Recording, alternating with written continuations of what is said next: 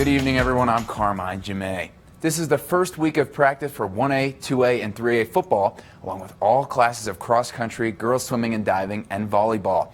So that means it's back to work for the Kelly Walsh volleyball team. And that work has worked the past 2 seasons. The Trojans are the back-to-back 4A volleyball state champs. And the bad news for the rest of the state, they return 2 Division I players. Corin Carruth will play volleyball for the Pokes next year, and Danny Linshell will play at the University of Wisconsin, Green Bay. Corin is the 4A volleyball player of the year, and Danny is the Gatorade player of the year. They also return key starters like Sarah Struby and Isabel Lyons. So I asked them, how do you keep the fire going for a 3rd state title in a row? I think it's mostly we just want to do it for each other, and we just push each other every day, and we just always talk about how cool it would be if we could keep that going, and we want to set an example for the teams that are coming up behind us. Well, really, we just talk about the fact that this is a completely different team. You know, we haven't gone back-to-back. This group of kids haven't done anything yet. We just try to challenge them every day in practice and make sure that they challenge each other. Just up the road, the Casper College volleyball team starts their season tomorrow. The Lady T-Birds host the Volleyball Classic tomorrow through Saturday at the Swede Erickson Gym. They have 6 teams coming to town to play 14 total games. Every team plays 4 matches, and each match is a best 3 out of 5 set format.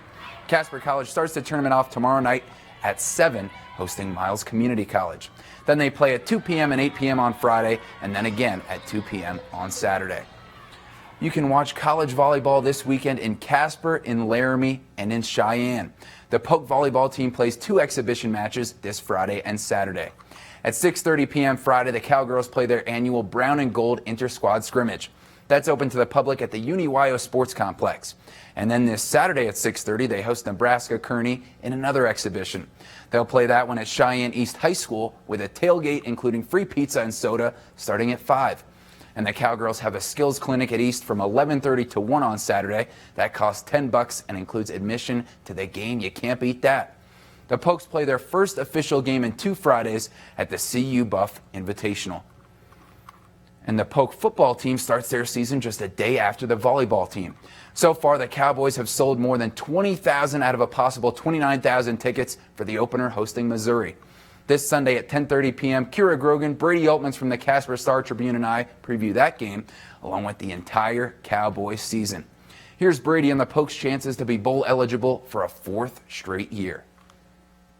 It's kind of the tale of 2 seasons. I mean, if they've got a tough stretch. I mean, Missouri's a tough one to start with. They go down to Tulsa, which is a winnable game for them, but still a good, group of 5 matchup for them. And then the start of the conference season's a little bit rough. They get some of the big ones out of the way. Boise and Colorado State still at the back end. But if they can really kind of grind through that first half of the season and suffer only maybe 2, could get away with 3 losses, I mean, we're still talking bowl game at that point. In the other type of football, the LCCC women's soccer team is ranked 10th in the country in a preseason poll.